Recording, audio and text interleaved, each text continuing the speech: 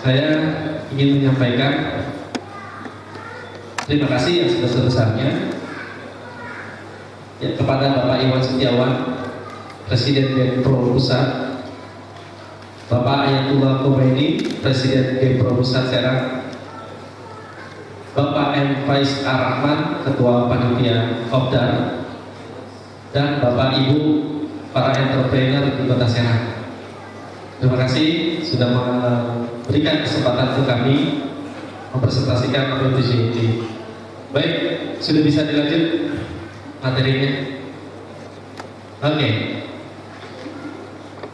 Our vision atau mimpi kita di sini adalah world leading global supply chain company, yaitu menjadi perusahaan rantai pasok global terdepan di dunia. Yang mana mimpi ini adalah menjadi mata rantai daripada bisnis yang kita tawarkan kepada online shop atau entrepreneur dalam bisnis online shop khususnya.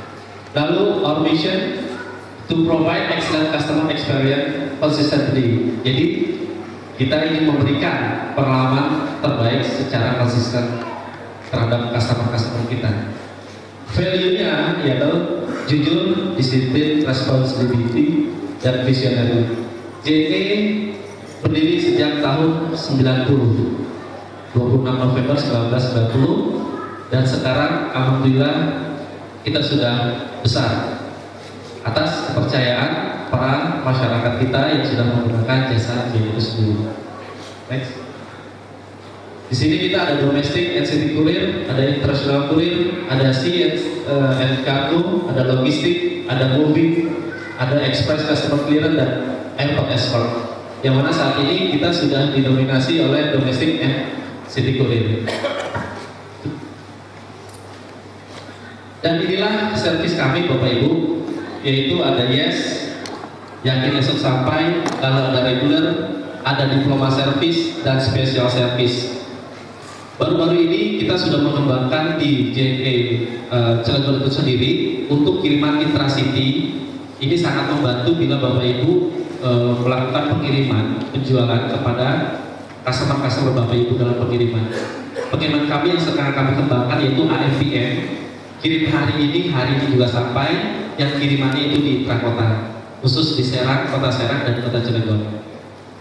Dan di sini ada diploma service, yang mana diploma service itu untuk pengiriman langsung kepada penerima atau disebut biasanya hand carry, langsung door to door yang kami lakukan di hari yang sama yang kita lakukan.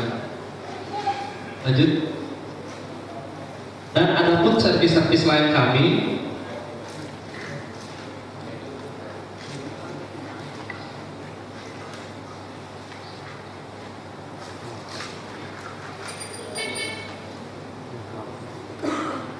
Ada Pelikan, ada Jessica, ada Pesona, ada Western Union, dan ada Ekbo. Untuk Pelikan itu pengiriman lintas kawasan. Lalu ada Jessica, jemputan ASI seketika, dan itu sudah dilakukan di Jakarta. Jadi spesial servis ini untuk melayani bagi para ibu-ibu yang bekerja. Di samping rutinitasnya untuk memberikan ASI, kami bisa melakukan hal tersebut. Lalu ada pesanan oleh Nusantara, dan bagi para online shop yang berjualan produk-produk makanan itu bisa didaftarkan ke kami untuk kami lakukan kerjasama. Jadi ada yang orang Serang bekerja di Papua misalnya, dia teringat dengan makanan khas Serang.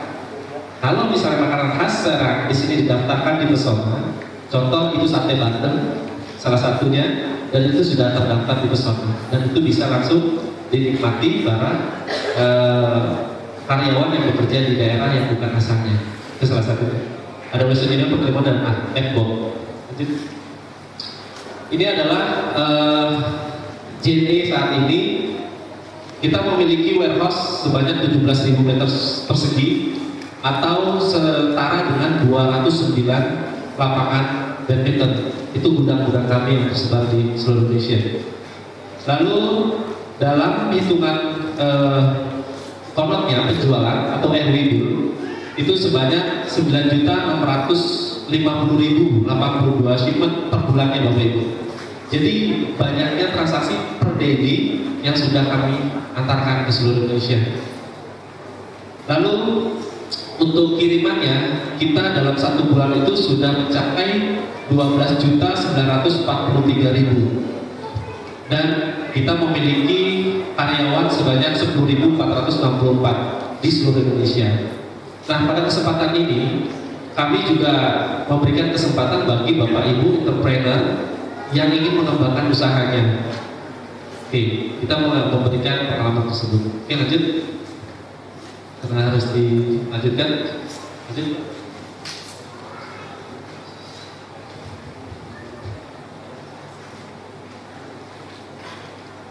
Ini CSR bagian dari kami.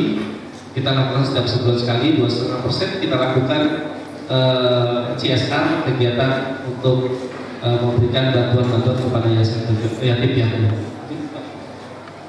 Dan inilah kemitraan yang kami akan tawarkan di sudut sana. Apabila Bapak Ibu nanti berminat, kita ada kemitraan keagenan JNE. Nah, ini adalah kerjasama corporate. Lalu kita ada IPM delivery dan ada free pickup delivery. Apabila nanti Bapak ingin membutuhkan jasa kami, silakan untuk menghubungi kami dan kami akan tindak lanjuti untuk proses pick-up-an dan pendeliveriannya. Nah, mungkin itu saja singkat presentasi dari kami. Mungkin kalau kita kupas lebih dalam, lebih panjang. Kalau tidak, inilah yang kami bisa sajikan informasi terkait dengan produk IJN itu sendiri. Kurang itu kurang lebih itu saja saya bisa sampaikan. Assalamualaikum warahmatullahi wabarakatuh. Waalaikumsalam. Yang pelanggan JNE, 3 orang berdiri ya Bang. Budi baik, silakan. Oh, udah. 3 aja. Oh, 3 aja. Ya, ini 3. Oh, 3. Yang tercepat ini. Nah, sisanya boleh ke grupnya JNE. Banyak. Tapi nanti. Ya, maksudnya nanti setelah acara satu-satu aja. Baik, peserta yang budiman. Sejenak kita merefresh diri. Kita punya produk, kita punya iklan. Ini teman-teman juga setiap hari konsumsinya. Mari kita simak iklan dari kita. Salam menyaksikan.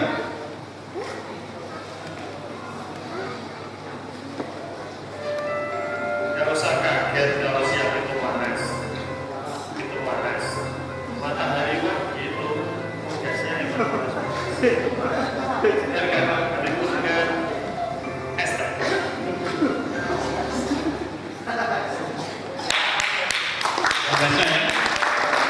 Saya jadi duta ikan es teh Indonesia.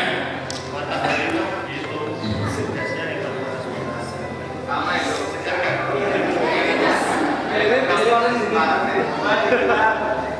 Bapak Ibu kalau perlu di endorse produknya dan perlu bintang iklan, silakan bisa menghubungi saya, dijamin omsetnya akan turun.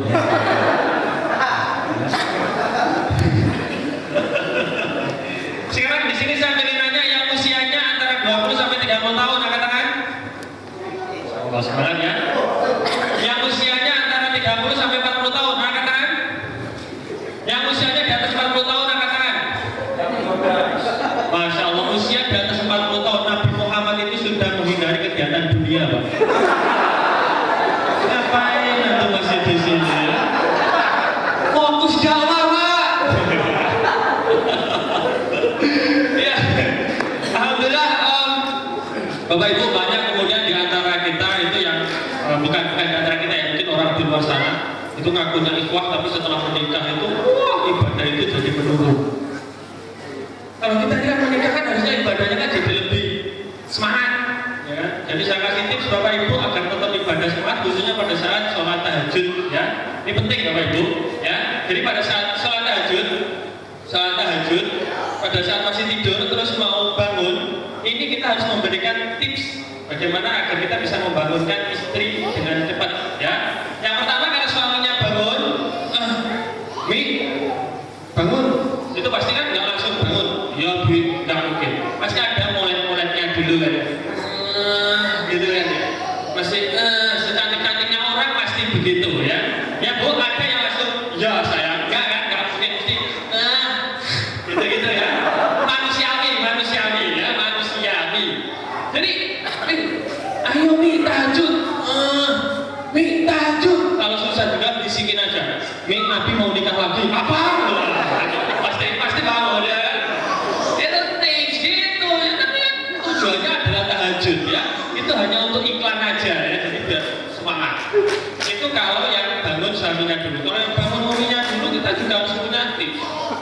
pagi bangun, tahajud, seminggu ini sudah 3 kali, sudah memenuhi target. Wah, ini ya.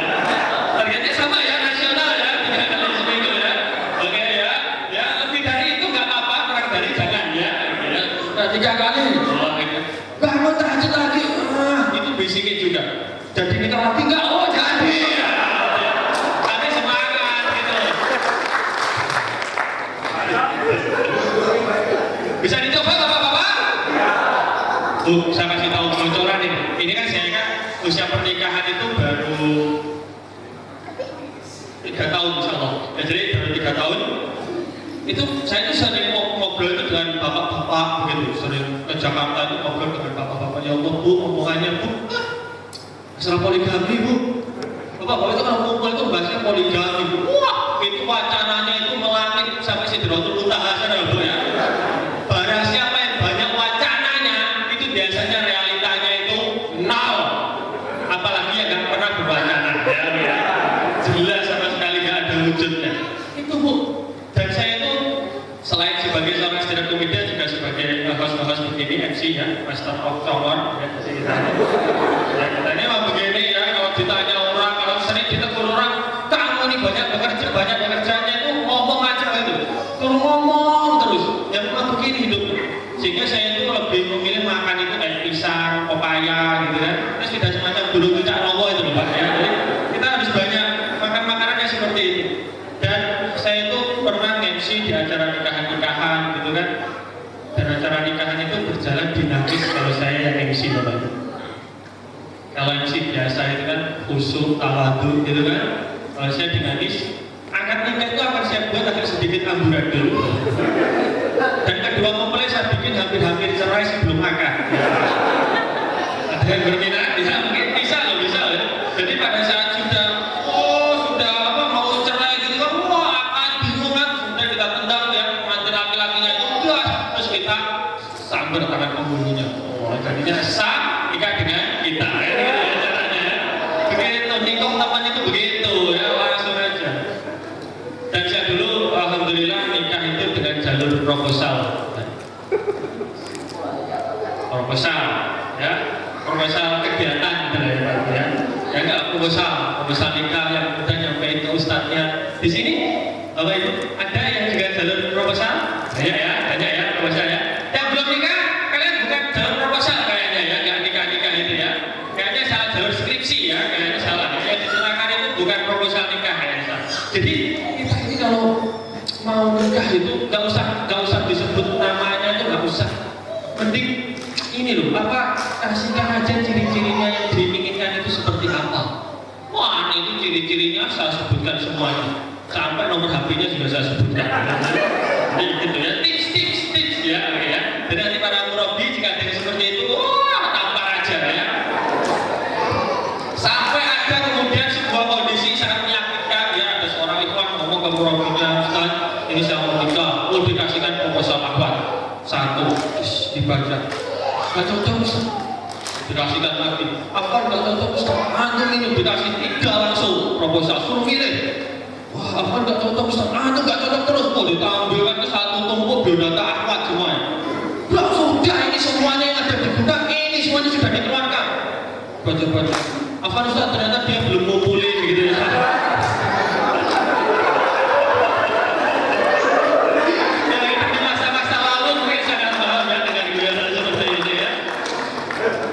Juga pada saat proses nador gitu ya, proses melihat itu juga harus hati-hati ya kan.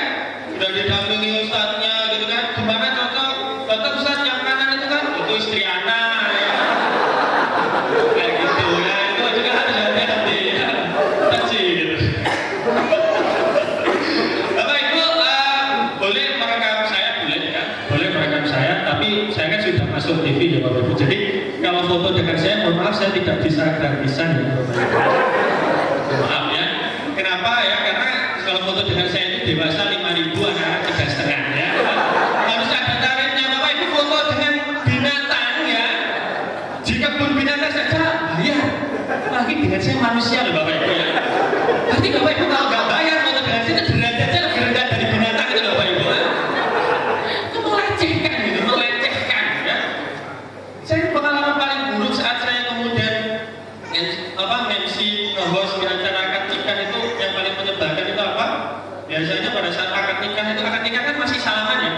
belum ganti tos gitu kan, sah gitu kan, terus selebrasi lepas kaos keliling kampung gitu, masih belum kan, masih salaman ya, sah gitu kan. Itu biasanya pada saat akad itu ada teman-temannya itu yang sok-sok motret-motret pakai HP.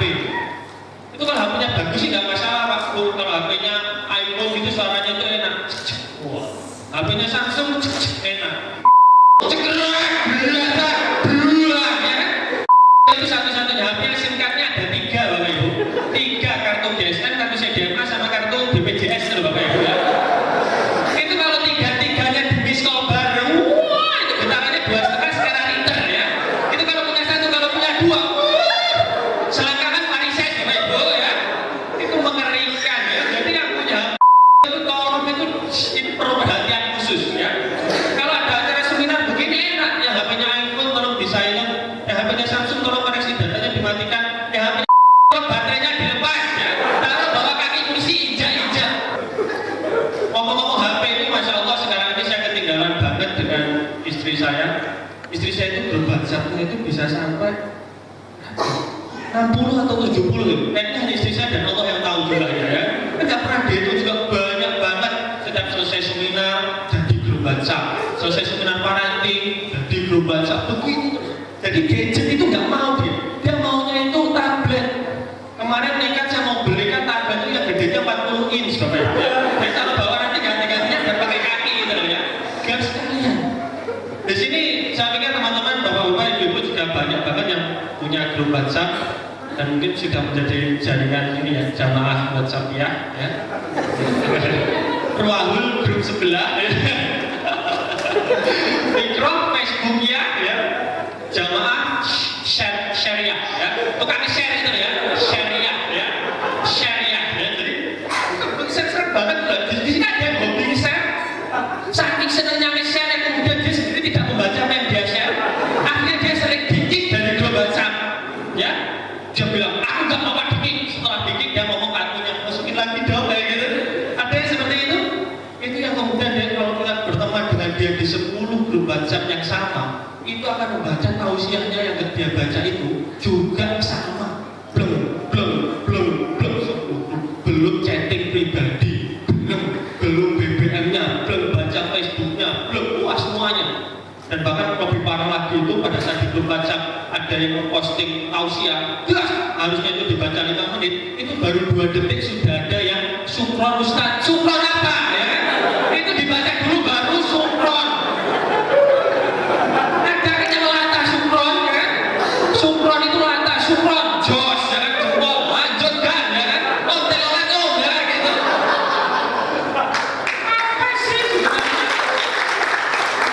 Jadi kita ini harus membentengi diri kita gitu ya. Maksudnya kita masuk ke era digital itu bagaimana kita harus menjaga sehingga tidak mudah share gambar gitu ya, kemudian share berita yang kita sendiri tidak membacanya dan kita tidak memiliki pengetahuan terhadap hal yang kita share itu. Sekarang sudah kayak Ustaz ya saya.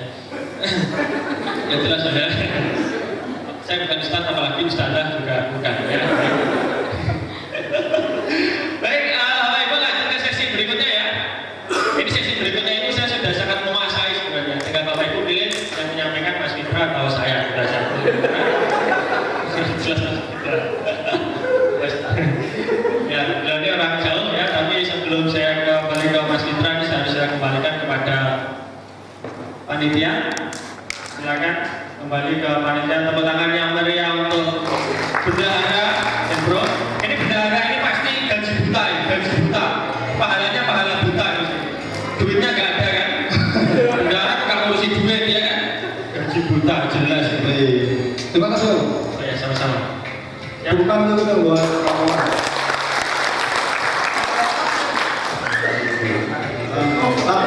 Kalau ngikutin dari pertama kali stand up, ya materi itu aja. Kalau stand up ya. Peserta yang budiman, tengah-tengah kita sudah hadir pembicara berikutnya. Akan dibedah tentang marketing Facebook. Tanpa panjang kata, kita sambut Bang Fitra Jayasaya. Bos, jawabnya.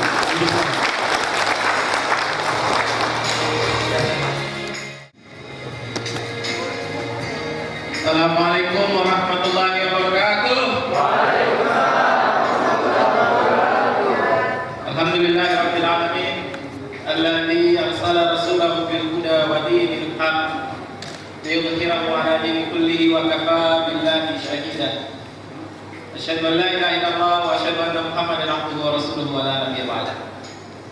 Para ustaz dan ustazah yang dirahmati oleh Allah Subhanahu wa taala.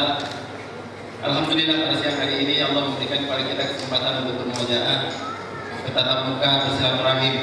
Semoga semua yang ada di dalam ruangan ini diberikan keberkahan oleh Allah Subhanahu wa taala. Semoga semua yang berada dalam ruangan ini yang belum berbisnis, Allah berikan kepadanya jalan untuk bisa memulai bisnisnya. Semoga yang ada dalam ruangan ini yang sudah berbisnis, Allah besarkan bisnisnya. Dan juga semoga yang ada dalam ruangan ini apabila ada masalah dalam bisnisnya, punya banyak hutang, Allah berikan jalan supaya lunas hutang-hutangnya. Amin Allahumma amin. Ikhwati fillah rahimakumullah, sebelum kita mulai, tadi nama saya disebutkan Fitra Jaya Saleh. Asal saya dari Jakarta. Ada? Ya, saya dari Ambon.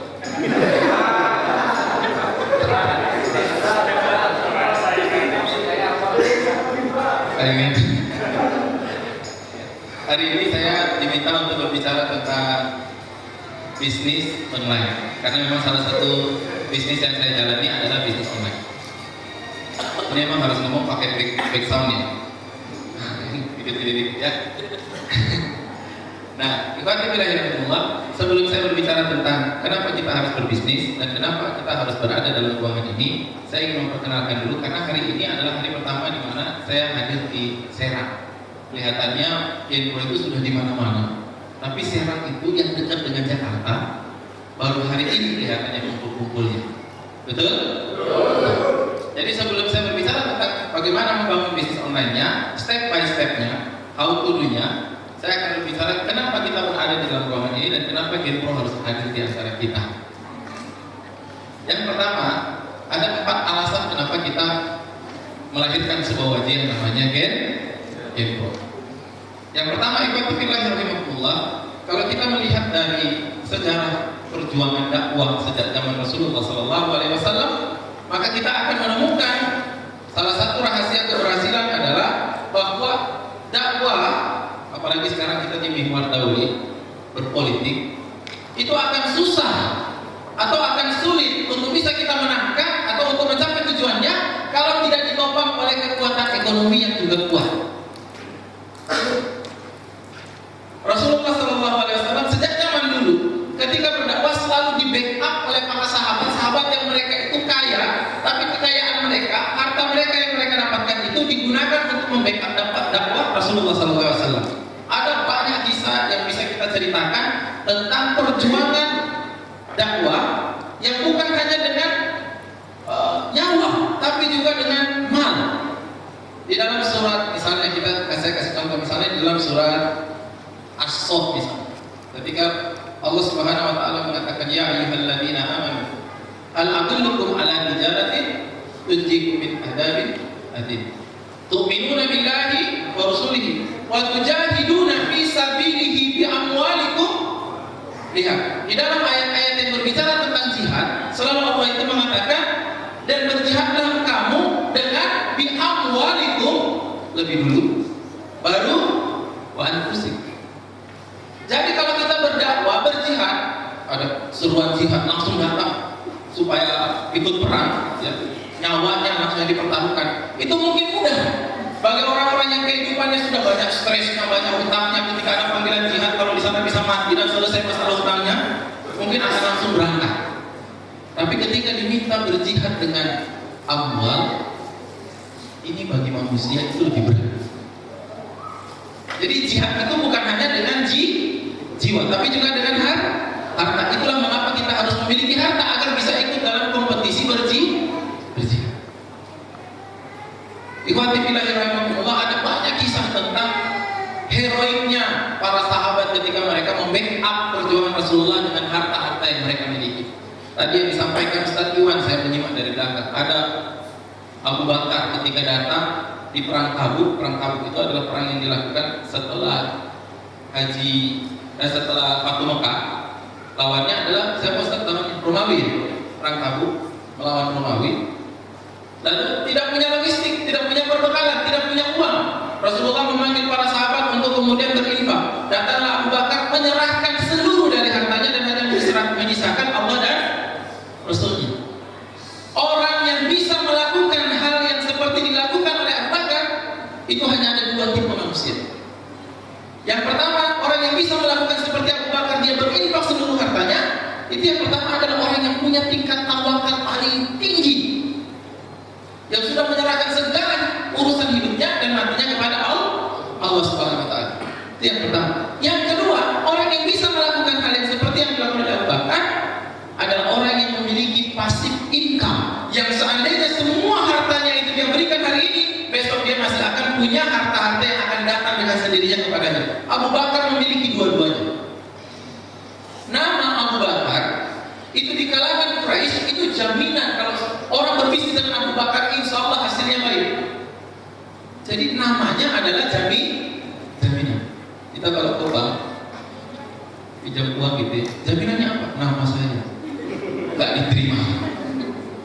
Tapi Abu Bakar itu adalah orang yang sangat dipercaya, orang yang sangat berkomitmen. Ketika dia mempercayai sesuatu, ketika dia berkomitmen terhadap sesuatu, maka dia akan memegang teguh itu sekuat-kuatnya. Itulah Abu Bakar. Maka orang senang berbisnis dengan dia. Namanya itu jaminan. Makanya sampai sekarang di Arab itu kalau orang bikin PT, bikin CV, pakai namanya. Nah, dia memiliki kedua-duanya. Jadi bukan hanya tawakalnya, tapi memiliki, seandainya kalau uangnya habis, besok kan masih bisa cari lagi, masih banyak. Bukan hanya itu, yang tadi disampaikan, mungkin antum sering mendengar bahwa orang yang paling kaya di zaman Rasulullah adalah siapa? Abdurrahman bin Auf. Abdurrahman bin Auf itu orang yang paling kaya. Tapi di dalam sejarah banyak diceritakan Abdurrahman bin Auf itu adalah orang yang dia sekali duduk dalam taklim, dalam halaqah, dalam nikah bersama Nabi, sekali duduk itu infaknya kalau dirupiahkan itu setara dengan 36 miliar rupiah. Antum bisa bayangkan kalau kita lagi sholat Jumat, khotibnya lagi ngobrol, kotaknya lewat, tapi masukin 36 miliar. Kapan selesainya itu? Bukan hanya itu, Abdurrahman bin Auf adalah orang yang membiayai, menggaji para veteran perang Badar dan juga perang Uhud. Jadi orang-orang yang setelah perang itu dia yang menggaji mereka, dia yang menghidupi mereka. Bahkan ketika Rasulullah meninggal, istri-istrinya dan keluarga Rasulullah itu dibiayai oleh Abdurrahman bin Auf. Bahkan setiap bulan Abdurrahman bin Auf itu membuka pintunya, lalu kemudian para sahabat yang miskin, yang fakir itu antri depan rumahnya dan dia bagi-bagikan uang. Bahkan suatu ketika Utsman bin Affan, yang tadi Ustaz Iwan bercerita bahwa Utsman bin Affan itu membawa ratusan onta, bahkan mungkin ribuan onta beserta dengan berbekalan makanan dan lain sebagainya yang diberikan kepada orang di Madinah. Itu Utsman bin Affan pernah ngantri di dalam antriannya untuk mendapatkan uang dari Abdurrahman bin Auf. Utsman ditanya, Utsman, kenapa ikut ngantri? Kan ente kaya. Apa kata Utsman? Siapa yang tidak menginginkan keberkahan harta dari Abdul? Hartanya berkah. Dia kalau infak di pagi hari, dia bilang itu sore hari langsung Allah ganti berkali-kali lipat. Setiap yang dia perniagakan itu tidak pernah merasa, tidak pernah rugi. Dia pengen merasakan rugi, tapi dia tidak pernah rugi. Sampai-sampai ulama menyebut dia apa? Manusia bertahan emas. Karena apapun yang dia kerjakan jadi emas. Pengen merasakan rugi, tapi enggak pernah. Kita kayaknya jarang untungnya, ruginya yang lebih banyak. Nah, Ikhwan bilang, tapi berbeda konsep ketika harta berada di tangan para sahabat. Ketika harta di tangan para sahabat, di tangan para kaum muslimin, yang mereka lakukan adalah mereka mendistribusikan harta itu sebanyak-banyaknya untuk kepentingan dakwah dan kepentingan umat. Saya membayangkan, ya Allah, kalau seandainya ada Abdurrahman baru di zaman ini di antara kita, seandainya ada Abdurrahman baru di zaman ini di antara kita, maka masalah-masalah kita ini selesai. Kita mau pilih keadaan, selesai. Ada Abdurrahman yang banyak. Kita mau ada orang selesai dari alam turun gak punya pekerjaan. Ada orang-orang seperti Abdurrahman. Tapi sekarang yang terjadi adalah orang-orang yang selesai dari alam, gak punya pekerjaan, terus kemudian bangun dari nol lagi. Ini masalah. Padahal mereka seluruh hidup mereka orang-orang yang kemudian mereka sudah masuk ke dalam legislatif dan eksekutif seluruh hidup mereka sebelumnya mereka sudah berikan untuk dakwah. Setelah mereka sudah habis sari-sarinya, habis tenaganya, habis usianya, mereka masuk ke dalam masyarakat, tidak dipakai lagi di struktur dakwah, tidak dipakai lagi di pemerintahan. Mereka membangun bisnis dari nol, mereka harus menanggung hutang-hutang mereka sendiri. Ini kehidupan yang sangat menjadikan, karena tidak ada Abdurrahman bin Auf di antara kita. Ikhwati fillah rahimakumullah. Kenapa ada Genpro?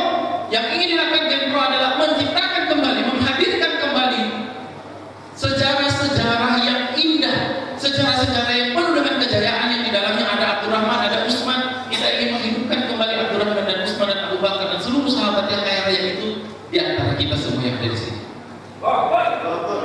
Antum siap untuk menjadi Abdurrahman? Antum siap untuk menjadi Utsman? Insya Allah, semoga Allah berikan kepada kita kekuatan, kekayaan, kejayaan yang kemudian itu kita gunakan untuk umat dan untuk dakwah. Untuk itulah Genpro hadir.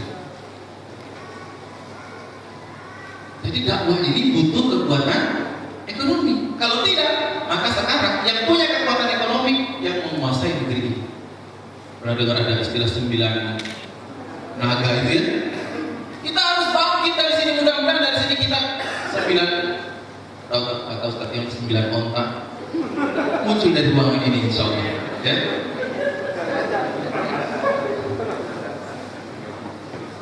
Karena kita nggak punya kekuatan ekonomi, maka itu yang terjadi. Kita hanya menjadi buih. Kita hanya menjadi jumlahnya banyak, tapi seperti buih tak bernilai. Kita diombang ambing. Hari ini tadi saya sedang berbicara di bawah ketika mau sholat. Hari ini ada 2 kekuatan besar yang sedang bertarung di Indonesia. Ada Cina dan ada Amerika. Mereka bertarung, lahan pertarungannya di sini. Dan pasukan mereka adalah kita. Kita dipertarungkan di antara kita. Apa kepentingan mereka? Kepentingan mereka hanya ekonomi. Mereka menginginkan Indonesia, karena Indonesia ini pasar yang sangat potensial. Bukan hanya itu, tapi untuk menghadapi perang Asia Pasifik ke depan, mereka membutuhkan logistik. Dan Indonesia ini adalah ladang logistik yang bisa menyiapkan makanan berbekalan untuk menyiapkan pasukan-pasukan Cina atau pasukan Amerika untuk berperang. Maka mereka memperebutkan Indonesia. Ini yang terjadi. Nah, kita ini seperti buih yang hanya ikut, padahal yang berperang ada. Nah, ikhwati fillah rahimakumullah, kita harus menjadi orang yang kuat, menjadi pemain, bukan orang yang hanya pengekor. Untuk itulah Genpro hadir di antara kita. Ketika Rasulullah datang dari Mekah ke Madinah, salah satu hal yang dilakukan Rasulullah selain mempersaudarakan Mu'akkad, selain juga mendirikan masjid, yang dilakukan oleh Rasulullah adalah membangun pasar. Pasar itu namanya Pasar Al-Ansor. Kepala pasarnya adalah Abdurrahman bin Auf. Suatu ketika, karena kenapa membangun pasar? Karena di Madinah ketika itu yang menguasai ekonomi adalah orang Yahudi.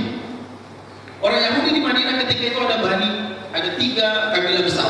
Ada Bani Quraidah, ada Bani Nadir, dan ada Bani Qainuqa. Dan setiap bani-bani itu mereka punya pasar sendiri-sendiri, dan pasar-pasar mereka lah yang menguasai ekonomi Madinah ketika itu. Lalu yang dilakukan Rasulullah juga membangun pasar. Setelah berjalan beberapa lama, ada seorang sahabat yang datang kepada Rasulullah dan mengadu, "Wahai Rasulullah, kita kalah bersaing dengan pasarnya Yahudi." Rasulullah bertanya, "Kenapa kita kalah bersaing?" "Karena mereka menjual dan mereka mengurangi timbangannya, sehingga keuntungan mereka mereka untung dan mereka cepat besar." Lalu Rasulullah mengatakan, "Lalu apa yang kau lakukan?" "Kami menjual dan memberikan sesuai dengan timbangannya." Lalu Rasulullah mengatakan, "Kalau kau hendak mengalahkan pasar orang Yahudi, yang harus kau lakukan adalah lebihkanlah timbangannya."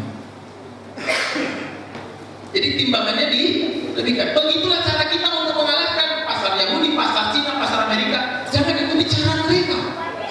Jangan ikuti cara mereka berbisnis, jangan ikuti cara mereka berdagang, tapi ikutilah cara Rasulullah dan para sahabat mereka berdagang. Sayangnya adalah kita ini ikhwah. Kita berbisnis, tapi selama kita berbisnis kita tidak pernah mendapatkan materi, tidak pernah mendapatkan ilmu bagaimana cara Rasulullah berbisnis, bagaimana bisnisnya Umar itu apa, bisnisnya Utsman itu apa, bisnisnya Abu Bakar itu bisnisnya bagaimana. Enggak, kita itu belajarnya bagaimana Bill Gates itu bisnis, bagaimana Steve Jobs kita ikuti cara mereka. Kalau kita ikuti cara mereka, cara berpikir dan cara bekerja mereka, maka kita tidak akan pernah menang melawan mereka. Untuk itulah Genpo hadir untuk menguatkan kembali materi-materi tentang bagaimana bisnis itu secara Islam itu dihadirkan. Bahkan di dalam Rakernas Genpo terakhir di DPP di Simatupang itu, ukuran keberhasilan dari seorang member Genpo itu tidak lagi dihitung berdasarkan omsetnya, tapi berdasarkan zakatnya. Harapannya zakatnya itu kita akan mulai di tahun 2017, targetnya adalah ada 2.000 member Genpo dari seluruh Indonesia yang sudah mulai berzakat. Zakatnya 25 juta setiap bulan. Zakatnya 25 juta setiap bulan. Itu zakatnya. Kalau sudah zakatnya begitu, berarti omsetnya besar apa kecil?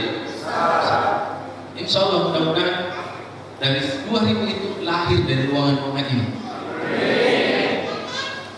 Yang kedua, kenapa Genpo itu hadir? Kenapa Genpo hadir? Karena selama ini kita bermuamalah di antara ikhwah itu ada banyak trauma, ada banyak yang berbisnis tapi selesainya itu hanya dengan kata afwan, atau bahkan kadang tidak selesai. Ada hutang-hutang yang tidak terselesaikan, ada luka-luka di antara kita ketika kita berbisnis yang kemudian itu menjadikan muamalah kita menjadi renggang, akhirnya itu mempengaruhi dari kinerja dakwah. Jadi selama ini tuh kita misalnya di dalam Liko kita berbicara tentang bisnis di Liko, melaporkan hasil bisnis itu seakan-akan hal yang tabu atau tidak masuk di dalam barnamij. Seakan-akan bisnis itu menjadi urusan pribadi-pribadi. Kita ditanya misalnya fotoyanya, bagaimana kondisi keluarga? Jawabannya kan bisa template standar. Alhamdulillah istri sehat. Kalau ibu berarti alhamdulillah suami sehat, anak-anak sehat. Udah selesai. Lanjut sebelahnya. Kita mau melaporkan tentang kondisi bisnis kita mau berbicara bahwa kita ini ada bisnis tapi harus minggu depan atau hari besoknya harus bayar hutang. Hutangnya jatuh tempo. Ustaz saya nggak punya uang, gimana caranya? Kita mau menyampaikan kayak begitu, kayaknya itu bukan tempatnya dan kayaknya nggak pas rasanya. Atau mungkin karena kita mau menyampaikan, kita lihat wajah ustaznya, kayaknya ustaznya hutangnya lebih banyak dari saya. Nggak usah disampaikan. Jadi materi tarbiyah yang kita dapatkan selama ini bagaikan sebuah bangunan yang cantik, tapi ada yang hilang. Batu bata yang hilang itu adalah tarbiyah iktisodiyah. Bagaimana cara mendapatkan uang yang baik, bagaimana cara halal, bagaimana cara untuk mempercepat bisnis kita membesar, dan bagaimana setelah kita dapatkan uang distribusinya seperti apa, itu rasanya hilang. Sehingga kita berbisnis selama ini mencontoh kepada orang Barat, mencontoh kepada orang Cina, mencontoh kepada orang-orang yang ideologinya berbeda dengan kita, maka kita tidak akan pernah bisa menang dari mereka kalau kita mencontoh apa yang mereka lakukan. Untuk itulah Genpo hadir. Dan yang ketiga, kenapa Genpo hadir adalah untuk meningkatkan kapasitas dan juga kemampuan bisnis orang per orang yang ada di dalam Genpo. Antum kalau mau menjadi orang yang sukses, mau jadi sukses? Siap untuk kaya? Kalau antum mau kaya, ada syaratnya. Satu di antara banyak syarat itu kita harus memiliki kapasitas dan ilmu tentang bagaimana caranya untuk sukses, bagaimana caranya untuk kaya. Harus punya apa? Ilmu. Harus tahu caranya. Maka kalau kita mau tahu caranya, maka kita harus belajar. Cara untuk sukses adalah harus tahu ilmu. Dan cara paling cepat untuk sukses adalah belajar dari orang yang sudah sukses. Coba saya kasih contoh. Ada yang nggak bisa berenang di sini? Angkat tangan coba. Yang nggak bisa berenang? Banyak bapak, ibu banyak juga. Nah, ibu yang di depan, ibu nggak bisa berenang ibu? Tidak. Ibu pernah belajar? Pernah trauma. Pernah belajar, tapi tenggelam. Enggak. Tapi tenggelam. Ibu ada dua kemungkinannya ibu. Kemungkinan yang pertama kenapa ibu nggak bisa berenang adalah mungkin sudah lupakan belajar berenang, itu mungkin sudah takdir bu dari Allah. Ibu nggak bisa berenang. Sekuat apapun ibu mencoba mungkin nggak bisa. Atau yang kedua kemungkinannya adalah ibu belajar dengan cara yang salah. Kira-kira yang mana yang ibu yakini? Pertama atau kedua? Kalau ibu mengatakan takdirnya kayaknya nggak bisa berenang, ibu mengetahui takdir dong. Caranya salah kayaknya. Karena ada orang lain yang bisa. Kalau ibu nggak bisa, itu bukan takdir, tapi Itu caranya salah. Sama seperti berbisnis. Kalau hari ini kita dagang, kita jualan tapi nggak pernah untung. Kita jualan tapi bisnisnya begitu-begitu saja. Kita jualan tapi omsetnya nggak naik-naik. Itu dua kemungkinannya. Yang pertama, sudahlah, mungkin kita ditakdirkan miskin. Atau yang kedua, cara kita berbisnisnya salah. Caranya salah. Maka mulai hari ini, kalau mau cepat kaya, salah satu hal yang harus kita lakukan. Setiap kali ketemu orang sukses, kita latihan. Bertanya kepada orang sukses, bagaimana caranya? Saya ulangi. Setiap kali ketemu orang sukses, oh dia kok bisa punya ruko sampai banyak sekali. Oh dia kok bisa punya mobil mewah. Oh dia kok bisa punya ini. Oh dia kok infaknya banyak sekali. Oh dia kok bisa bangun masjid. Oh dia kok bisa bangun sekolahan. Oh dia kok bisa bangun pondok pesantren. Kalau ketemu orang seperti itu, selalu ingat. Pertanyaan andalannya adalah bagaimana?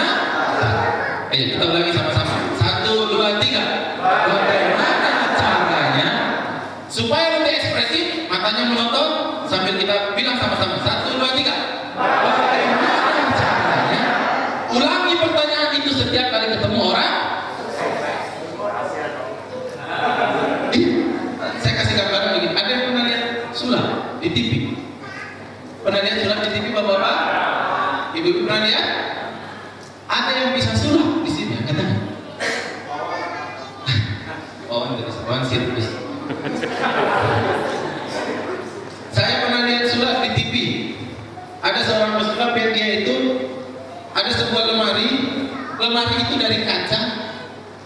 Lalu dia bisa memasukkan tangan ke dalam kaca itu, menembus kaca tanpa membuat kaca itu pecah, dan mengambil sebuah koin di dalam lemari itu, lalu keluarkan lagi tangannya tanpa memecahkan kaca. Ada yang bisa sulap seperti itu? Mustahil nggak itu? Kayaknya mustahil ya. Kok kacanya nggak pecah gitu ya? Tapi bagaimana coba kalau hari ini kita panggil pesulapnya suruh berdiri di depan sini tempat saya berdiri, lalu minta kepada pesulapnya, tolong jelasin bagaimana caranya itu kok bisa masukin tangan ke dalam kaca ambil koinnya. Lalu dia bilang, bapak-bapak dan ibu-ibu, sebenarnya caranya begini, ini ada kaca, ini sebenarnya ada bolongannya, jangan sampai orang lain lihat, masukin tangan ini, tutupin, lalu kemudian ini, lalu ambil koinnya, lalu nah koinnya sudah bisa diambil. Setelah kita semua melihat apa yang dia lakukan, apa yang akan kita katakan? Oh, caranya gitu doang. Ya kan?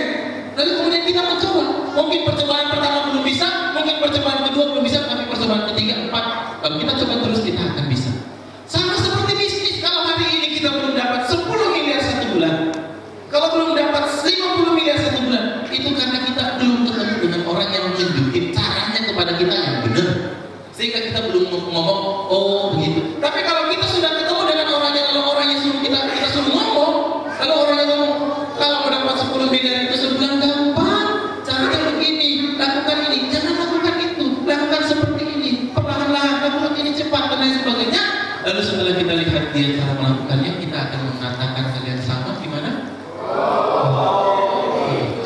Lalu kita coba, mungkin di bulan pertama belum dapat 10 miliar, mungkin di bulan kedua belum dapat 10 miliar, tapi di bulan ketiga, bulan keempat, kalau kita mencoba terus-menerus, kita akan mendapatkan 10 miliar dan terus naik. Jadi masalahnya adalah kalau kita nggak sukses, mungkin cara kita berbisnis salah. Untuk itulah yang perlu hadir untuk memberitahukan bagaimana cara yang benar. Di mana orang-orang yang sudah lebih berhasil membina orang-orang yang di bawahnya yang belum berhasil, memberitahukan bagaimana caranya supaya mendapatkan kesuksesan. Di sini mau sukses caranya begini. Kalau mau caranya ini, mau tahu caranya ini begini. Mau dapat uang begini, mau jualan banyak begini. Semua ada caranya. Kalau orang lain pernah melakukan, kita tinggal ketemu dengan orangnya, minta orangnya untuk ngajarin. Itulah mengapa kita harus punya mentor, punya guru, punya murabi juga harus punya murabi dalam dunia bisnis. Ketika saya dulu mulai Riko, mungkin kemampuan dalam agama, ibadahnya itu belum bagus, suluknya belum bagus, tapi kemudian saya punya murabi. Murabi saya memandu saya pelan-pelan. Setiap pekan kita ketemu, kita diskusi tentang kehidupan, tentang agama, tentang ibadah, tentang akhlak, tentang akidah. Lalu kemudian saya menjadi lebih baik dalam hal agama. Begitu pula kalau kita ingin menjadi lebih baik dalam dunia, kita juga harus punya mentor yang setiap minggu kita ketemu dengan mereka. Kita ajarin belajar tanpa henti-hentinya. Kita ikut berpuluh-puluh tahun, kemudian kita menjadi orang lebih baik. Begitu pula dalam bisnis. Jangan berharap datang seminar satu kali, pulang langsung kaya. Tapi harus punya seorang guru yang kita intensif dengan dia. Secara rutin kita bertemu, belajar tentang cara yang benar, belajar tentang bagaimana melakukan sesuatu lebih efektif. Guru kita tentunya harus lebih baik, lebih bagus, lebih sukses dari kita. Nah, itulah caranya kalau sukses. Maka untuk itu Genpro hadir, menyediakan kepada kita sarana liko, tapi berbicaranya tentang bisnis. Itu namanya Genpro Mentoring Bisnis. Jadi bagi antum yang nggak berada di dalam Genpro Mentoring Bisnis, nggak ikut, nggak konsisten, nggak perlahan-lahan mengikuti apa yang diajarkan, antum memang nggak punya komitmen untuk sukses kalau nggak ikut itu. Kalau antum mau sukses, mau berhasil, Genpro menyediakan, tinggal diikuti. Tapi kita harus tahu sukses itu butuh waktu, butuh perjuangan. Tidak bisa ikut GMB, tidak bisa datang seminar 1 kali 2 kali langsung sukses. Semua butuh proses. Ya, semua akan mumet pada waktunya, kan begitu. Untuk itu lagi hadir. Wah, maka beruntunglah antum yang hari ini berada di dalam ruang ini. Tapi pulang dari sini, jangan anggap ini sudah selesai. Antum harus follow up. Cari gurunya. Ayo Genpro, kita bikin acara. Ayo Genpro, kita bikin lagi begini, kita bikin lagi begini. Nah, kalau itu dilakukan terus-menerus, insya Allah dalam waktu 3, 4, 5 tahun, yang memegang kendali ekonomi di negeri ini, insya Allah ikhwah. Bukan seperti ini, bukan seperti sekarang. Hari ini kalau kita berjalan di Tangerang, di Serang, kita lihat apartemen-apartemen tinggi, kita lihat mall-mall besar, kita lihat pabrik-pabrik. Semuanya milik siapa? Ya, asing dan asing, betul? Ini negeri kita, tapi yang berkuasa orang lain. Kita harus ambil alih lagi, ambil alih kembali. Dan itu hanya bisa kita lakukan kalau kita punya komitmen untuk membangun diri kita dan membangun jamaah secara bersama-sama. Tidak bisa dilakukan sendirian. Ini tidak bisa dilakukan sendirian. Harus bersama-sama. Karena mereka bersama-sama. Mereka berjamaah. Mereka tertata rapi. Maka kita juga harus berjamaah dan harus lebih tertata rapi. Untuk itulah kita. Jadi antum kalau nggak ikut Genpro, antum kalau nggak ikut dalam aktivitas-aktivitasnya, berarti antum memang pasrah dengan kondisi kemiskinan dan juga kebodohan yang hari ini ada pada diri kita dan juga pada umat. Antum siap untuk sukses? Ya. Siap untuk kaya? Ya. Selamat datang di Genpro. Tepuk tangan buat kita semua. Berbicara tentang bisnis, saya ingin menjadi juru bicara JNE. Sebaiknya bisnisnya online. Ya, saya promosi Mas ya.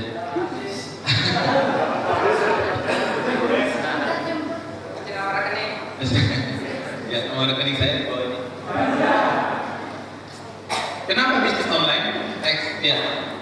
Saya akan bercerita tentang why. Kenapa kita sudah harus online? Apapun bisnis kita harus online. Apapun pekerjaan kita sudah harus bisa online. Saya kasih contoh, saya kasih gambarannya. Ini kita membaca era. Kalau kita bisa membaca era, maka kita akan tahu di era ini apa peluang dan apa kesempatan yang ada. Ketika manusia pertama kali hidup di dunia, ketika manusia pertama kali ada di bumi, maka pekerjaan pertama kali manusia adalah berburu dan meramu, bercocok tanam, betul? Era itu disebut era agraris.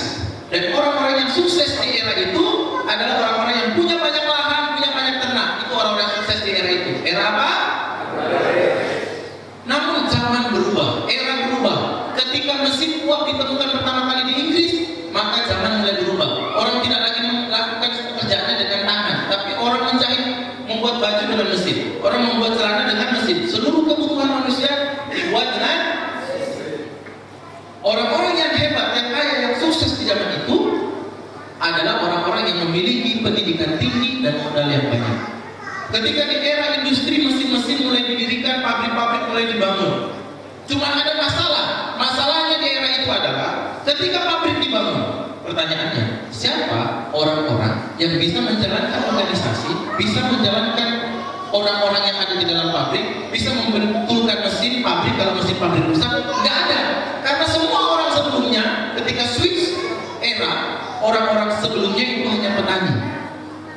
Paham maksud saya? Lalu apa yang dilakukan di era industri untuk menyelesaikan masalah ini? Yang dilakukan adalah mereka membangun institusi-institusi yang hari ini kita sebut sekolah. Sekolah didirikan pertama kali di negara namanya Rusia, negara yang sudah bangkrut, sudah tidak ada lagi. Tujuan sekolah adalah untuk menciptakan orang-orang yang nanti mereka masuk dididik dan kemudian dilatih. Kalau mereka keluar, mereka akan masuk untuk memenuhi kebutuhan dunia industri. Masuk ke pabrik. Itulah mengapa setiap kita kalau lulus sekolah, hal yang ada di benak kita, di kepala kita adalah apa kalau lulus sekolah? Cari pekerjaan. Itulah mengapa setiap kali kita lulus sekolah, ditanya kok nggak bisnis, pasti kita hang otaknya. Bisnis. Gimana cara? Modalnya? Aduh, nggak tahu. Bingung. Karena memang sekolah dari dulu didesain tidak untuk membuat kita menjadi pebisnis. Kita lebih mudah untuk membuat surat lamaran kerja ketika kita lulus daripada membuat surat untuk cari pekerja, surat untuk lowongan pekerjaan. Kita lebih mudah membuat surat lamaran pekerjaan. Cuma masalahnya adalah era terus berubah, zaman terus berubah. Sekarang kita tidak di zaman industri, pertumbuhan industri pun tidak setinggi dulu di zaman industri. Dulu pertumbuhannya tinggi, semua orang lulus dari sekolah masuk terserap habis. Tapi sekarang industri tidak bertumbuh, tapi di satu sisi sekolah terus menerus mengeluarkan output yang banyak, sehingga yang terjadi adalah pengangguran yang sangat disayangkan. Di usia muda banyak orang nganggur. Ditanya kok nggak bisnis, pasti bingung, pasti bingung. Bapak itu salah pengusaha ya, pasti bingung karena jadi sekolah semakin tinggi, bahkan ada riset yang menunjukkan sekolah semakin tinggi membuat orang semakin jauh dari jiwa entrepreneurship. Maaf, saya tidak ingin mengatakan sekolah itu nggak bagus, tapi saya ingin mengatakan kalau menjadi karyawan pergilah sekolah. Tapi kalau menjadi pengusaha, duduk dan berkumpulan di dalam komunitas para pengusaha. Sekolah saja tidak cukup. Kita harus cari komunitas-komunitas, cari orang-orang yang berbisnis, cari orang-orang yang mereka itu menjalankan usaha, maka kita kumpul dengan mereka karena disitulah ilmunya untuk menjadi pengusaha. Dan Genpro memfasilitasi kumpul-kumpul pengusaha yang di dalamnya bukan hanya pengusaha, tapi orang-orang soleh yang pengusaha. Masya Allah. Berkumpul dengan orang-orang yang merindukan akhirat surga, tapi juga mereka dunianya hebat. Nah, ikhwan fillah rahimahumullah, di era industri orang-orang yang sukses adalah orang yang pendidikannya tinggi dan modalnya banyak. Tapi jangan berubah. Kita masuk ke era informasi ditandai dengan ketika tembok Berlin runtuh. Orang-orang yang berkuasa di era informasi adalah orang-orang yang menguasai arus informasi. Maka sejak era ini, setiap orang yang menjadi Perdana Menteri, setiap orang yang menjadi Presiden selalu ingin menguasai radio, menguasai TV, menguasai surat kabar sampai dengan hari ini. Mereka ingin membuat arus pemikiran kita itu mengikuti cara mereka berpikir. Maka sekarang ada orang yang menjadi presiden bikin TV, sama seperti nama angkot Metro Mini. Ada yang bikin TV ini, bikin koran ini. Itu dibutuhkan untuk mencapai kesuksesan lebih besar. Mereka membutuhkan arus informasi. Kenapa online? Karena sekarang kita masuk ke era yang berbeda, era konsep dan era online. Di era konsep yang hanya sebentar, era konsep itu nggak lama, lalu masuk ke era online. Di era sekarang, mau tahu era sekarang orang yang sukses adalah orang yang apa? Orang yang sukses di era ini adalah orang yang bisa mengkombinasikan konsep dengan online. Saya ulangi. Orang yang sukses di era ini adalah orang yang bisa mensandingkan konsep dengan online. Saya kasih contoh.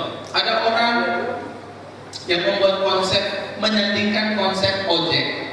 Ojek ini ini baru, hal baru bagi kita ojek. Atau sudah lama? Sudah lama. Konsepnya ojek digabungkan dengan jadilah perusahaan seperti ojek. Ada orang yang membuat konsep jualan barang bekas di online kan. Namanya apa jadinya? OLX. Ada orang yang jualan tiket ini sudah lama, tapi digabungkan dengan online, konsepnya adalah jadi travel. Ada orang yang jualan bajunya itu kemudian disandingkan dengan online, jadilah seperti Lazada, jadi seperti Zalora. Di zaman ini kita tidak berbicara produk, di zaman ini kita berbicara konsep. Tidak butuh produk, konsep. Kok tidak butuh produk? Saya kasih contoh begini. Perusahaan ojek terbesar di Indonesia namanya Gojek, padahal dia nggak punya motor. Perusahaan taksi terbesar di dunia namanya Uber, padahal dia nggak punya taksi. Perusahaan tiketing terbesar di Indonesia namanya Traveloka, padahal dia nggak punya agen jualan tiket. Perusahaan retail terbesar di Indonesia namanya Tokopedia, padahal dia nggak punya produk. Bukalapak nggak punya produk, OLX nggak punya produk, konsep di online. Perusahaan nomor satu terbesar di Indonesia, di dunia, perusahaan terbesar nomor satu di dunia itu namanya Google. Sekarang terbesar ini, ada datanya sebenarnya saya tampilkan. Google adalah perusahaan penyedia informasi terbesar di dunia, padahal dia nggak punya informasi. Informasi yang ada di Google punya siapa? Punya kita kan? Dia hanya punya konsep di online. Maka Google itu cari apa saja di dalamnya ada. Kunci kamar kita hilang, tulis di Google, di mana kunci kamar saya. Dia akan punya jawabannya walaupun nggak benar. Itulah Google. Jadi kalau kita mau hebat, kalau kita sudah punya produk itu lebih bagus. Tapi kalau kita mau hebat, bagaimana konsep jualan produk kita ini di online? Sederhana. Saya kasih contoh, saya ke Depok, di daerah Margonda itu ada teman saya ke Depok. Ada seorang teman saya baru habis nikah, saya datang ke sana untuk tahniah, untuk mengucapkan selamat. Istrinya orang Padang, buat rendang.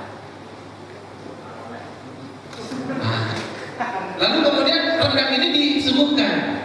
Saya coba makan, rendangnya itu enak banget. Menurut saya itu enak sekali, lembut. Lalu saya bilang ke suaminya, istri aku ini pintar masak ternyata. Buka warung aja. Dia bilang gini, iya Ustaz, tapi tidak punya uang. Itu modalnya besar. Saya bilang, di online kan aja. Kamu bisa rendang di online kan? Oh bisa. Ambil laptop, buka Google, cari orang jualan rendang di online. Banyak sekali. Lalu saya tuliskan kepada dia, saya kasih resep.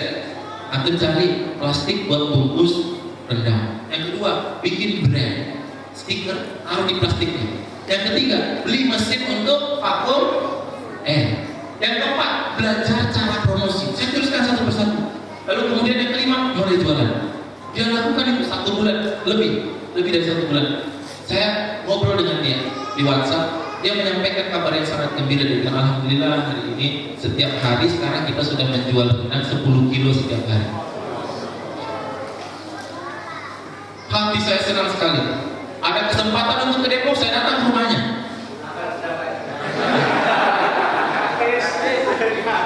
Saya sampai di rumahnya, saya tanya, sekarang udah berapa? Dia bilang, udah 16-17 kilo setiap hari. Cepat sekali, 3 bulan. Lalu saya tanya, nah ini lagi bikin nggak sekarang? Dia bilang, ini udah 3 hari berhenti nggak jualan. Lalu saya tanya, lah kenapa? Kok nggak jualan? Dia bilang, istri saya sakit Ustaz. Setiap malam dia bangun jam 12 ngaduk itu Ustaz 5 jam sampai pagi sebelum berangkat kantor. Masya Allah, saya bilang ente zolim sama istri. Cari karyawan sama saya istri disuruh. Jadi hal sekecil itu pun bisa di online kan? Apapun bisa di online. Tidak ada yang tidak bisa di online. Semua bisa di online. Sederhana. Jadi kalau ada yang bisa masak di sini dan masakannya enak, online. Nah, bakso di apa namanya? Diawetkan, bukan diawetkan, di vakum itu ya. Itu bisa dijual. Yang penting ada brandnya. Kalau nggak ada brandnya susah dijual. Bikin aja brand. Bakso Pak Haji, Gundul misalnya itu, bikin aja. Nah itu, ya. Semua bisa di online. Caranya sederhana. Jadi zaman ini adalah zaman di mana kita harus mulai belajar online. Kenapa? Coba lihat. Next. Lihat datanya. Lihat data di depan. Ternyata 10 perusahaan terbesar di dunia, 10 perusahaan terbesar di dunia, itu di antara mereka 7 adalah perusahaan teknologi. Google, perusahaan teknologi. Sekarang nilainya Google itu brandnya 158, itu tahun 2014 ya. 158 ini dalam miliar, 158 miliar dolar, 843. Ini paling besar Google. Nomor 2 ternyata juga teknologi.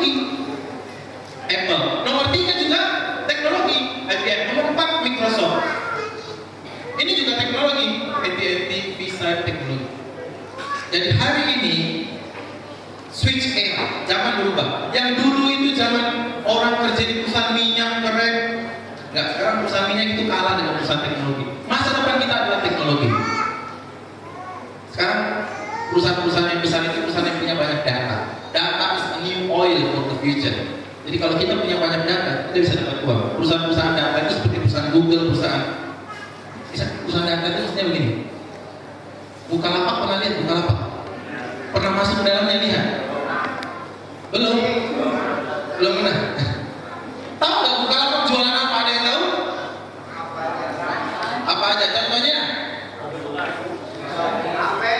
HP. Ibu-ibu ada yang pernah lihat Bukalapak? Apa jualannya? Ya, mesinnya. Begini. Bapak Ibu semuanya, Bukalapak nggak jualan HP.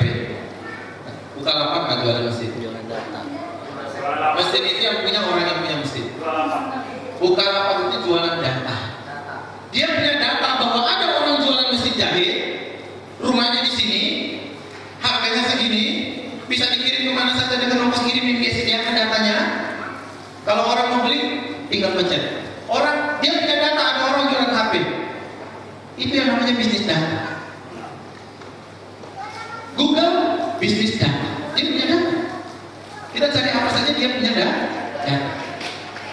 YouTube perusahaan penyedia video terbesar di dunia, dia nggak punya video, tapi dia punya data tentang video-video.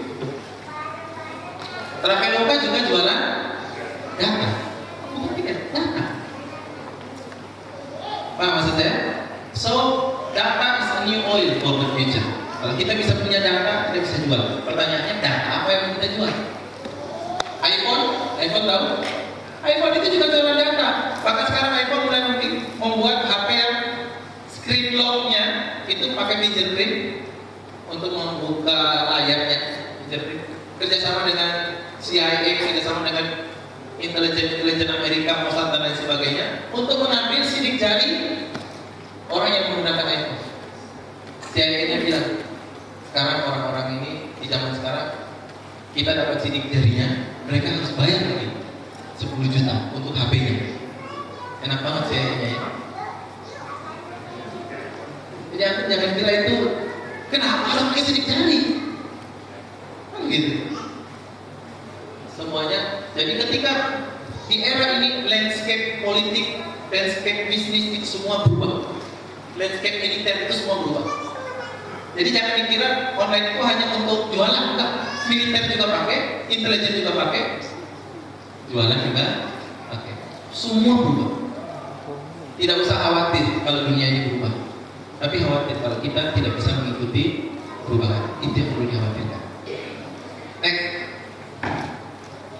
Nah, definisi bisnis online biar kita punya sama persepsi. Bisnis online adalah bisnisnya transaksinya dilakukan secara online dengan menggunakan internet sebagai media dan alat memasarkan produk dan jasa. Semua bisnis bisa di online kan, semua orang bisa jualan online. Apapun pekerjaannya, apapun profesinya, semua bisa jualan online. Semua bisa jualan online. Ya, next. Lihat ini data menarik. Datanya pengguna internet di seluruh dunia. Kita sampai azan subuh, kita sampai jam berapa nanti? Udah habis? 3 menit lagi? Oh iya, 3 menit. Data ini menarik, ini data, kita harus bisa pandai melihat data. Pengguna internet di dunia itu ternyata yang paling banyak adalah di benua. Kita ada di, bahkan perbandingan Asia dengan seluruh dunia itu, perbandingan Asia dengan seluruh dunia, Asia itu pengguna internetnya hampir sepertinya 42,4% itu Asia. Sisanya adalah seluruh dunia. Kenapa data ini menarik? Ketika saya dulu kuliah semester 2, semester 3, salah satu pekerjaan yang sudah mulai saya lakukan adalah saya jualan dari rumah ke rumah, atau satu pintu ke pintu berikutnya. Dulu awal-awal pertama kali saya jualan itu saya jualan sampo, sasetan, head and shoulder.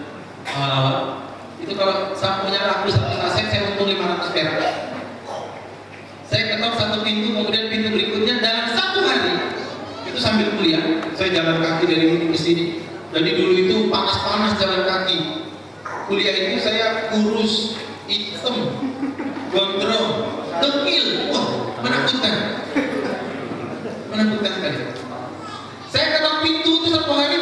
20 pintu, 20 rumah maksimal. Rata-rata sampai 20 rumah, rata-rata ya. Tapi 20 rumah yang saya ketok, ya yang nolak itu bisa 25 pintu, karena tetangganya pun ikut nolak. Kadang ada yang saya ketok pintu, Waalaikumsalam Pak, ada orangnya. Ada yang orang dijawab di dalam, maaf gak ada orangnya. Bagi saya sangat melelahkan. Tapi ketika saya bertemu dengan internet, apa yang terjadi? Setiap hari saya bukan hanya mengetok pintu rumah orang, saya masuk ke dalam rumahnya. Bahkan saya masuk ke dalam kamarnya. Selama dia di kamar, selama dia di atas kasur, sedang main internetan, lihat Facebookan, lihat Instagramnya, maka saya bisa masuk ke dalam kamarnya dan menawarkan produk saya. Dan setiap hari saya bisa masuk ke dalam kamar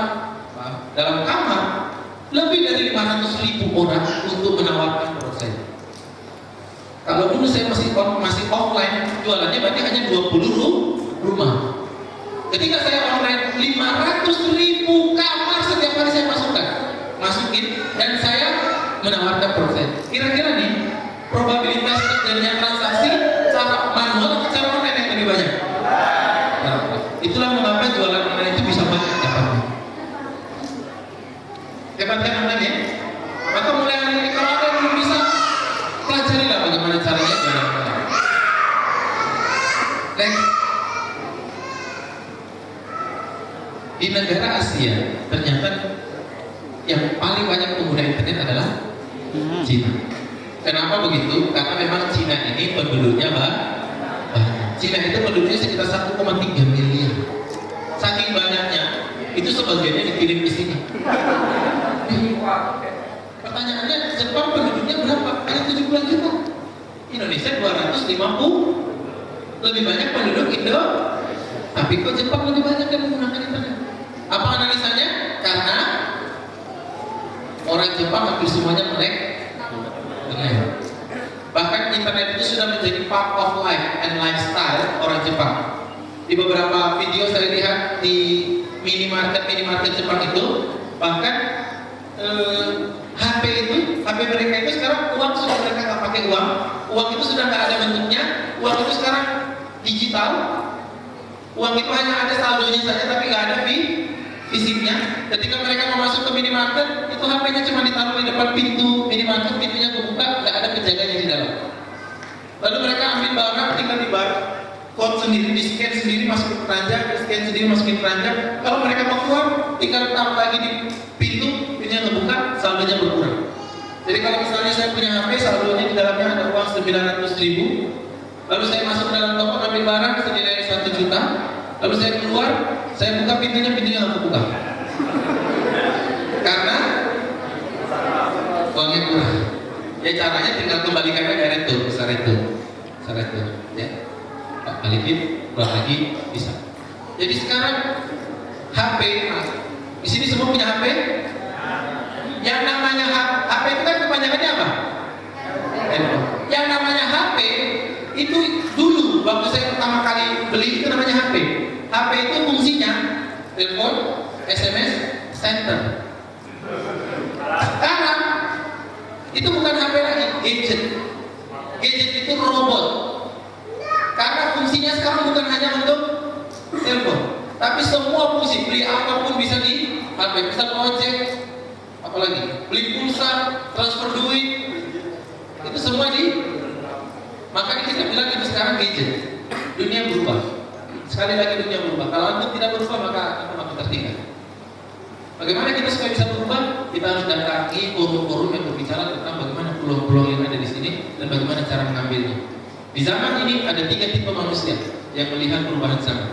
Yang pertama adalah orang yang melihat bahwa dunia berubah, lalu dia tahu ada peluang, lalu dia belajar dan dia mengambil peluang-peluang itu dan dia menjadi sukses. Yang kedua adalah orang-orang yang dia melihat ada perubahan, tapi dia bingung. Kok banyak orang jualan online, tapi gimana caranya? Kok ada yang begini, tapi gimana caranya? Itu orang yang kedua. Dan orang yang ketiga adalah orang yang dia nggak tahu kalau dunia ini berubah. Dia tiba-tiba bingung, ini kok semuanya begini. Anak-anak kecil sekarang itu polanya sangat berbeda dengan kita waktu masih kecil. Ada anak kecil yang ada seorang ikhwah, bapak, yang manggil anaknya turun dari atas ke bawah supaya disuruh makan. Anaknya disuruh makan. Anaknya dipanggil dari bawah, anaknya di atas. Adek, ayo turun makan. Anaknya nggak nyaut. Adek, waktunya makan. Anaknya nggak turun. Anaknya SD. Adek, ayo turun makan. Anaknya nggak nyaut. Bapaknya langsung ambil HP, buka line, itu ditulis, adek, ayo turun makan. Anaknya balas, siap bos. Ini yang beda sekarang. Gak seperti dulu, beda. Indonesia ada di nomor 5. Data ini penting karena begini. Lihat, ini next boleh next. Nah, lihat datanya. Di tahun 2015 bulan Januari ternyata jumlah penduduk Indonesia ada 255 juta populasi Indonesia, dan yang dari 255 juta yang menggunakan internet dan terhubung dengan internet itu baru 72 juta. Berarti seperberapa?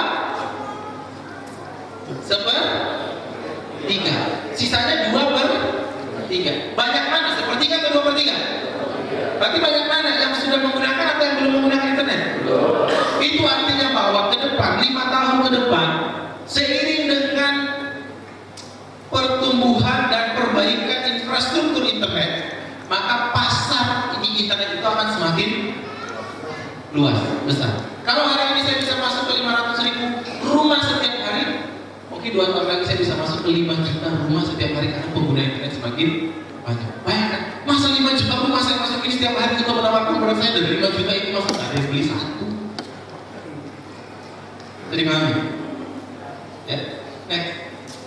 Dan kalau kita mau jualan ternyata datanya menunjukkan di Vietnam, Indonesia, Malaysia, Thailand, Filipina, Singapura pengguna sosmed yang paling banyak adalah Facebook. Maka kalau kita mau jualan paling bagus di sosmed itu menggunakan Facebook. Salah satu media jualan itu namanya sosmed. Saya ulangi, salah satu media jualan adalah sosmed. Emang selain sosmed ada 3 media jualan. Yang pertama tadi sosmed, yang kedua namanya website. Kalau kita mau jualan, kita harus punya website. Dan yang ketiga namanya marketplace. Seperti Bukalapak itu marketplace. Nah, maka bagaimana nih kalau saya mau jualan di online? Kalau mau dijualan di online, yang pertama kita harus punya produk atau jasa untuk dijual atau punya konsep tadi pertama. Pasti kan? Nanti harus punya produk, jasa, lalu konsepnya seperti apa untuk menjualnya. Yang betul. Yang kedua harus punya toko online. Punya toko online tadi ada berapa medianya? 3 apa aja? Facebook, sosmed. Contohnya sosmed, contohnya apa? Facebook, apa lagi? Twitter, Instagram, ya. 3. Berarti kita harus punya produk, jasa untuk dijual. Yang kedua punya yang ketiga punya punya foto. Punya apa? Foto produk atau foto jasa yang kita akan tawarkan kepada orang. Dan foto ini sangat berpengaruh. Foto yang barang itu barang biasa, tapi fotonya kameranya bagus, angle-nya keren, fotonya jadi bagus, itu laris. Begitu pula sebaliknya, barang yang kualitasnya bagus, fotonya pakai kamera biasa, fotonya jelek, barangnya enggak. Maka foto itu sangat berpengaruh. Saya jadi teringat ada sebuah cerita. Saya punya binaan di kampus. Ikhwan datang kepada saya mengadu, Ustaz, kemarin saya diajak sama temannya anggap aja namanya Anton lah, ada yang namanya Anton ya? Wawan, anggap aja namanya Wawan ya. Kalau ada kesamaan nama dan cerita, anggap saja ini fiktif ya. Ini temannya namanya Wawan. Nah, si Ikhwan ini datang ke saya melaporkan temannya Wawan. Ustaz, kemarin saya diajak sama Wawan ketemuan sama Akhwat. Insyaallah. Saya bilang sama dia, loh, kok bisa ketemu sama Akhwat? Emang kenal di mana? Katanya Wawan kenalnya di Facebook. Saya tanya, terus sudah ketemuan? Sudah, Ustaz. Di mana? Di mall. Saya tanya, kenapa aku mau ikut ketemuan sama Wawan, ketemu sama Akhwatnya? Soalnya kata Wawan, awalnya cantik Ustaz. Saya penasaran. Terus saya ikut. Terus saya tanya, terus awalnya cantik? Kata si Ikhwan ini, enggak Ustaz, ternyata awalnya biasa saja. Lah bilang dong sama Wawan, akhwatnya bisnisnya. Sudah Ustaz, sudah saya bilang, itu akhwatnya ternyata bisnis. Terus apa kata Wawan? Kata Wawan, ente belum lihat fotonya sih.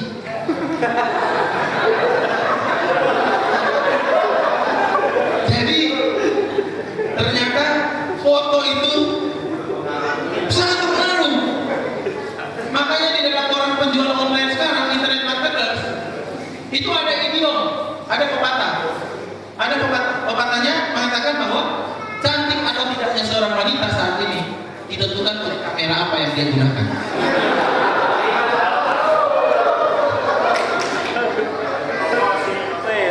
Yang bagus.